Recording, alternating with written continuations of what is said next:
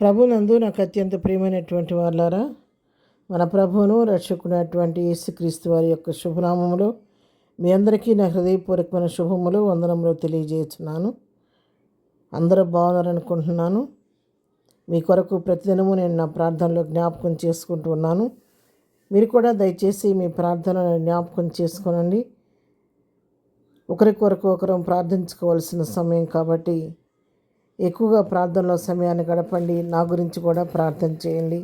ప్రస్తుతం ఉన్న పరిస్థితులను బట్టి మరి ప్రభువే మన పక్షంగా ఉండి మనకు మేలు చేయనట్లుగా ఆ విషయాల కొరకు కూడా ప్రార్థన చేయండి.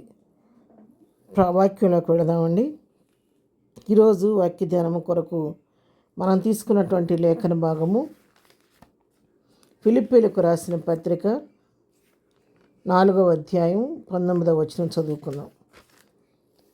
దేవుడు తన ఐశ్వర్యము చొప్పున క్రీస్తు యేసునందు మహిమలో మీ ప్రతి అవసరమును తీర్చును. ఆమేన్. దేవుడి నామమునకు మహిమ కలుగును గాక. అవును ప్రియులారా, మన ప్రభు మన అవసరాలన్నీ తీర్చే దేవుడు. ఎవరైతే తన దగ్గరికి వెళ్ళి సహాయం అడుగుతారో వారికి తప్పకుండా ఆయన సహాయం చేసే దేవుడు. ఎందుకంటే ఆయన కృపా సమృద్ధి కలిగినటువంటి దేవుడు. భూమి ఆకాశం సృజించిన సృష్టికర్త, భూమియు సంపూర్ణతయు నావని చెప్పిన దేవుడు. బుద్ధి జ్ఞానములు సర్వసంపదలు ఆయనందే గుప్తములై ఉన్నాయి కాబట్టి, సకల ఐశ్వర్యములు ఆయనములో ఉన్నాయి కాబట్టి ఆయన సమస్తమును చేయుటకు శక్తి కలిగిన దేవుడు. ఎప్పుడు మనకు దేవుడి పట్ల కార్యం మన పట్ల జరిగిస్తాడు అంటే ఎప్పుడు మనం ప్రభు పైన ఆధారపడతాం, అప్పుడు దేవుని కార్యాన్ని మనం చూస్తాం. మత్తయి సువార్త 6వ అధ్యాయం 33వ వచనం మనం చదువుకుంటే, కాబట్టి మీరు ఆయన రాజ్యమును నీతిని మొదట వెదుకుడి, అప్పుడు అవన్నీ మీకు అనుగ్రహింపబడును. చూసారా, ఎప్పుడైతే మనం ఈ ఇహలోక సంబంధం వాటి మీద మనం దృష్టి పెట్టకుండా, మరి క్షయమైపోయే వాటిని గురించి మనం ఆలోచించుకోకుండా, ఎప్పుడైతే మనం ఆయన రాజ్యాన్ని గురించి ఆయన నీతిని గురించి వెదగటం ప్రారంభిస్తామో, దాని గురించి ఆలోచించడం ప్రారంభిస్తామో, ఎప్పుడు ప్రభువును మనం ముందు పెట్టుకొని ప్రభు యొక్క పనిని గురించి ఆయన నీతిని ఆ రాజ్యాన్ని గురించి ఆలోచిస్తూ వెతుకుతూ ఉంటాం, అప్పుడు దేవుడు అనుకోకుండా వాటంతట అవే మనకు అనుగ్రహిస్తూ ఉంటాడు.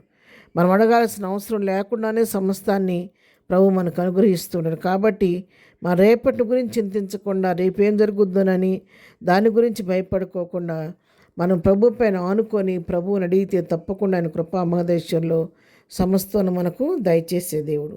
అందుకే ఇక్కడ అపోస్తలుడైన పౌలు చక్కగా చెప్తున్నాడు ఫిలిప్పీ సంఘంతో, మన తన ఐశ్వర్యం చొప్పున ఆయన ఐశ్వర్యవంతుడు కాబట్టి క్రీస్తు యేసునందు మహిమలో మీ ప్రతి అవసరాన్నైనా తీర్చును అని చెప్పి దేవుని వాక్యం సెలవిస్తుంది. అవును ప్రియులారా, ఆయన తన మహిమలో నుంచి మన ప్రతి ఒక్క అవసరాన్ని తీర్చే దేవుడై ఉన్నాడు. ఎఫెసీయులకు రాసిన పత్రిక 1వ అధ్యాయం 7వ వచనం మనం గమనించినట్లయితే, దేవుని కృపా మహదైశ్వర్యమును బట్టి ఆ ప్రియుని యందు ఆయన రక్తం వలన మనకు విమోచనము, అనగా మన అపరాధములకు క్షమాపణ మనకు కలిగి ఉన్నది. దేవుని నామమునకు మహిమ కలుగును గాక. దేవుని యొక్క కృపా మహదైశ్వర్యాన్ని బట్టి మా ప్రియుని యందు ఆయన రక్తం వలన మనకు విమోచనం కలిగింది, మన అపరాధములకు క్షమాపణ కలిగింది. ఈ విధముగా ఆత్మరక్షణ కలగటం మాత్రమే కాదు, ఎప్పుడైతే మన ప్రభు పైన ఆనుకొని ప్రభు వైపు చూస్తూ ప్రభు సహాయం కొరకు వేడుకున్నప్పుడు ఆయన తన కృపా మహదైశ్వర్యంలో నుండి ఆత్మ సంబంధ ఈవులను మాత్రమే కాదు, ఇహలోక సంబంధ ఈవులను కూడా ప్రభు మనకు అనుగ్రహించే దేవుడై ఉన్నాడు.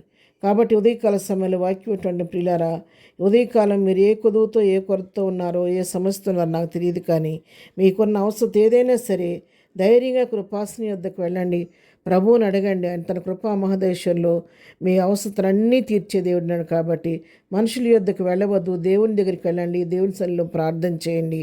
మీ పట్ల ఆయన తన కార్యాలు జరిగించి మీ నోటిని నవ్వు కలుగు చేయబోతున్నాడు. ప్రార్థన. ప్రేమగల తండ్రి, పరిశుద్ధుడా, నీ కొందనాలు. ఉదయకాలం మాకు ఇచ్చిన శ్రేష్టమైన వాక్య భాగాన్ని బట్టి నీ కొందనాలు నాయన.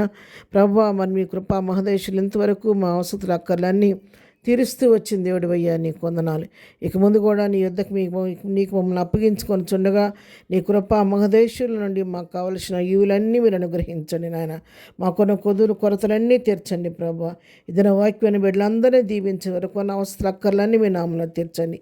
బలహీనంగా స్వస్థపరచండి, సమస్యలను విడిపించండి. ఆర్థిక బలంతో కొట్టబడుతున్న గుప్పులిప్పి సమృద్ధి దయచేయండి. బలహీనలు స్వస్థపరచండి ఆయన. ప్రభా, ఈ దినం బర్త్డే మ్యారేజ్ జరుపుకునే బిడ్డలను దీవించి ఆశీర్దించండి. ప్రతి వారి అక్కల అవసరం మీ నామలో తీర్చమని యేసునామలో ప్రార్థించి అడిగి పొందుకొని ఉన్నాము తండ్రి. ఆమెన్. ప్రభు కృప సదాకాలము మనందరికీ తోడయుండి నడిపించును గాక. ఆమెన్.